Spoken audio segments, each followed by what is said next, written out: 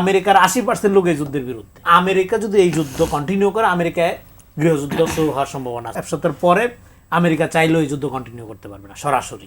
গোপনে সে হয়তো দেখা যাবে ইসরায়েলকে অস্ত্র পাঠাচ্ছে, প্লেন পাঠাচ্ছে, অন্যের মাধ্যমে করতে হবে। আমেরিকা সিনেটের অনুমোদন ছাড়া এই যুদ্ধ কন্টিনিউ করতে পারবে না। মার্কিন প্রেসিডেন্ট ট্রাম্প একটা দাবি করেছেন, ইরানের বিরুদ্ধে যুদ্ধ শুরু করার মধ্য দিয়ে গোটা বিশ্বের উপকার করছেন তিনি।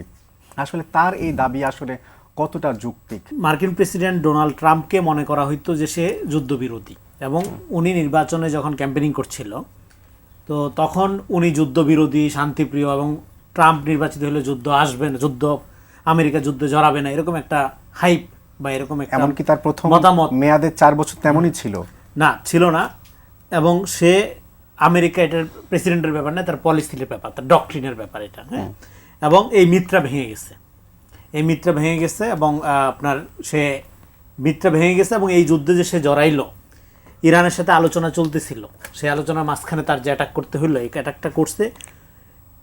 এই অ্যাটাকটার পেছনে মূল কারণটা কি? মূল কারণটা হলো সে এর আগে ভেনেজুয়েলার প্রেসিডেন্টের এখানে যে অপারেশনটা করছে, এইটা তাকে ওভার আত্মবিশ্বাসী করে তুলছে। ওইখানে মার্কিন গোয়েন্দা সংস্থা সিআই এবং এফবিআইয়ের যে সফলতা, একদম চ্যাং দোলা করে তুইলা নিয়ে আসলেন একটা দেশের প্রেসিডেন্টকে। সেই দেশের প্রেসিডেন্ট অবৈধ হোক, অনির্বাচিত হোক, সেটা সেই সমালোচনা আলাদা। তাহলে আপনি একটা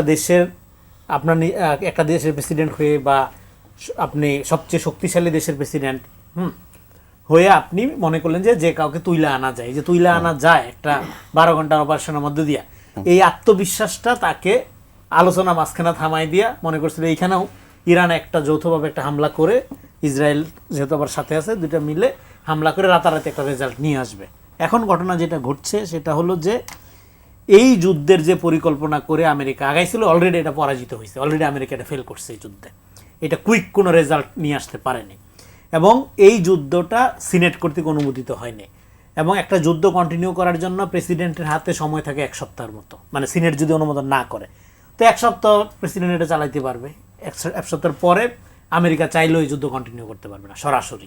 গোপনে সে হয়তো দেখা যাবে ইসরায়েলকে অস্ত্র পাঠাচ্ছে, প্লেন পাঠাচ্ছে, অন্যের মাধ্যমে করতে হবে। আমেরিকা সিনেটের অনুমোদন ছাড়া এই যুদ্ধ কন্টিনিউ করতে পারবে না ট্রাম্প চাইলেও। এখন সিনেটের অনুমোদন হওয়ার সম্ভাবনা 0%। কারণ হলো আমেরিকার 80% লোক এই যুদ্ধের বিরুদ্ধে। ফলে প্রেসিডেন্ট যেটা বলতেছে ট্রাম্প, এবং ট্রাম্প মজাদার কথাবার্তা বলার জন্য বিখ্যাত, এবং তার কথা সিরিয়াসলি আমার ধারণা তার বউ নেয় না, ফলে মানুষ নেওয়ার কোনো কারণ নেই।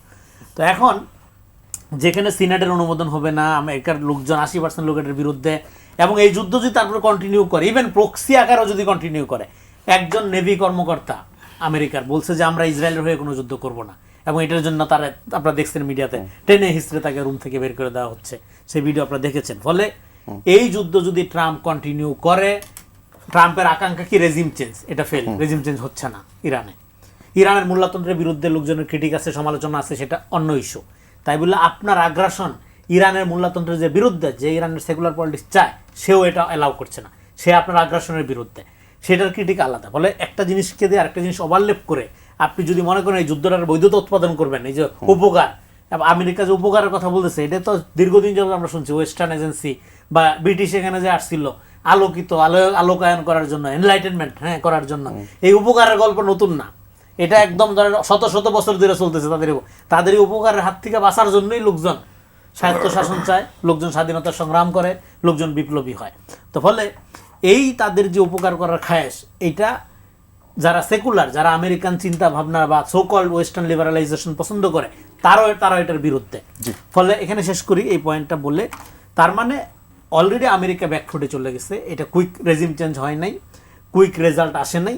বরং উল্টা যেটা করছে সেটা হলো আমেরিকা যদি এই যুদ্ধ কন্টিনিউ করে, আমেরিকায় গৃহযুদ্ধ শুরু হওয়ার সম্ভাবনা আছে, অন্তত অন্তর্গুন্দল, অন্তত অস্থিরতা, অন্তত ইন্টারনাল বিক্ষোভ, এটা অচিরেই শুরু হবে আমেরিকাতে।